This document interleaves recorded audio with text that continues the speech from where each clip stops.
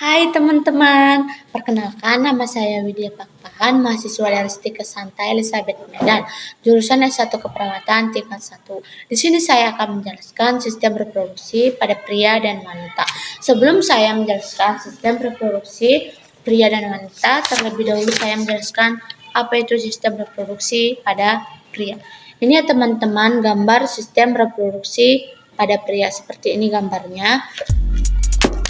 Dan sistem reproduksi pria itu dibagi menjadi dua bagian. Yang pertama itu ada penis. Penis terletak menggantung di depan skrotum. Bagian ujungnya penis disebut dengan gland penis, bagian tengah disebut dengan corpus penis, dan bagian pangkalnya disebut radik penis.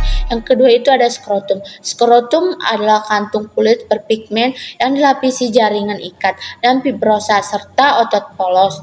Organ reproduksi pria di bagian dalam yang pertama ada testis. Testis berada di dalam skrotum bersamaan dengan epidermis atau kantung ekstra abdomen, tepat di bawah penis. Fungsi testis adalah sebagai tempat dihasilkannya sperma dan hormon testosteron. Sperma merupakan sel kelamin jantan, sedangkan hormon testosteron adalah senyawa yang cepat merangsang perubahan fisik testis. Tersusun atas saluran yang berkelok-kelok yang bernama tubulus semiferus, di mana tenipol terjadinya pembentukan sperma. Yang kedua itu ada epidermis, tempat terjadinya maturasi akhir sperma. Setelah sperma matang akan bergerak menuju vas deferens. Vas deferens mengangkut sperma menuju vesikula semimalis atau kantung sperma. Vesikula semimalis merupakan dua ruangan di antara bonus kantong, kemih, dan rektum. Masing-masing ruangan berbentuk piramid. Yang kelima itu ada kelenjar prostat, merupakan organ dengan strukturnya kelenjar dan sebagian lagi yaitu otot yang berfungsi untuk menghasilkan cairan yang encer yang berwarna putih.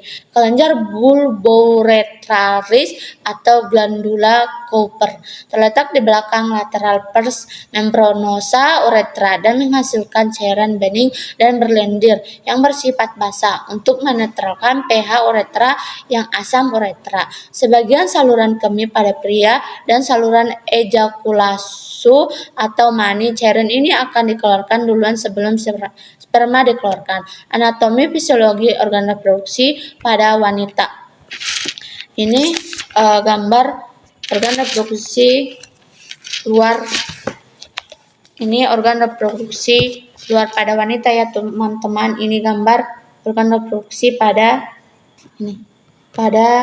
wanita.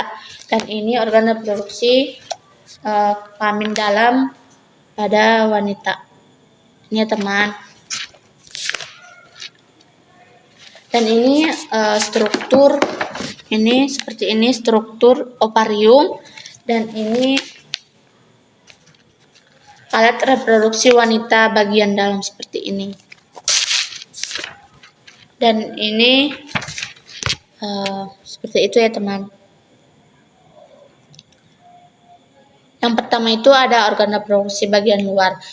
Mons pubis letaknya di bagian atas tepat di atas tulang kemaluan. Mons pubis terdiri dari jaringan lunak yang berbentuk agak menonjol. Di bagian ini rambut kemaluan akan tumbuh yang berfungsi untuk mengurangi gesekan ketika melakukan hubungan intim. Yang kedua itu ada klitoris, bentuknya kecil seukuran kacang. Di bagian ini terdapat banyak jaringan saraf yang sangat peka terhadap rangsangan. Yang ketiga itu ada lubang uretra. Lubang ini fungsinya untuk tempat keluarnya urin. Lubang uretra berada di tepat di bawah klitoris. Lubang vagina berada di bawah lubang uretra. Fungsi lubang ini menuju rahim untuk melahirkan bayi dan menstruasi atau kopulas. Labia minora memiliki membran yang tipis dan tidak memiliki rambut dan lemak, tetapi memiliki kelenjar minyak. Labia mayora memiliki bentuk yang lebih tebal. Pada labia ini dapat tumbuhi rambut mengandung jaringan lemak dan kelenjar keringat. Yang kedua itu organ reproduksi bagian dalam.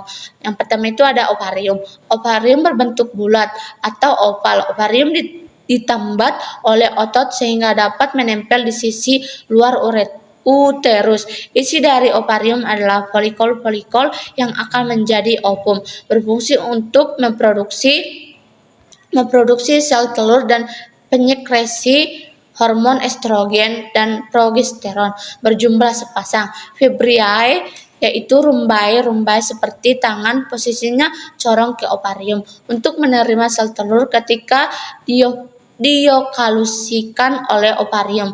Setelah itu sel telur akan dialirkan ke tuba Fallopi. Tuba Fallopi mengalirkan sel telur menuju uterus. Di dalam tuba Fallopi terdapat banyak silia yang bergerak searah dan fungsinya menggerakkan sel telur. Dan seterusnya itu ada uterus, ruang untuk tempat implantasi dan perkembangan fetus uterus. Terdiri dari 3 lapisan, yaitu premetrium, endometrium, dan myometrium. Fundus bagian atas dari uterus, dinding uterus terdiri dari 3 lapisan. Yang pertama itu ada serviks. Serviks mulut uterus yang akan membuka jika terjadi kontraksi. Vagina merupakan saluran yang menghubungkan antara organ reproduksi bagian luar ke reproduksi bagian dalam. Saluran yang menjadi jalan ketika bayi lahir, darah menstruasi keluar, dan tempat kopulasi. Sekian dari penjelasan saya, semoga bermanfaat. Bye.